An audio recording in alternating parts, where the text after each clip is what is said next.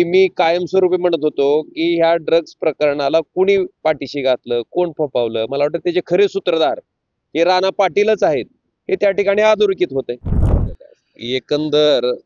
तुळजापूर शहराला या ड्रग्जमुळे बदनाम करणारी खरं तर ही लोक आहे आणि बदनामीपेक्षा तिथल्या तरुण युवकांना या व्यसनाच्या आहारी घालणं म्हणजे अक्षरशः पुढची पिढी बर्बाद करणारी ही माणसं आहेत. आणि अशा माणसाला जर एखादा पक्ष प्रवेश देत असेल, राजकीय आश्रय देत असेल, तर मी तुळजापूरच्या जनतेला आवाहन करेन की बाबा आता ह्या लोकांचा हिशोब करण्याची वेळ लवकरच तुमच्यावर आहे आणि तो हिशोब करत असताना आपली पुढची पिढी बर्बाद करणाऱ्या लोकांना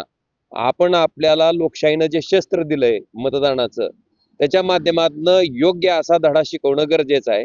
आणि मला वाटतंय भारतीय जनता पार्टीचं चालचरित्र आणि सगळ्यात महत्वाचं की मी कायमस्वरूपी म्हणत होतो की ह्या ड्रग्ज प्रकरणाला कुणी पाठीशी घातलं, कोण फोफावलं, मला वाटतं त्याचे खरे सूत्रधार हे राणा पाटीलच आहेत, हे त्या ठिकाणी अधोरेखित होते. आता नगर परिषद निवडणुकीचा सगळा रण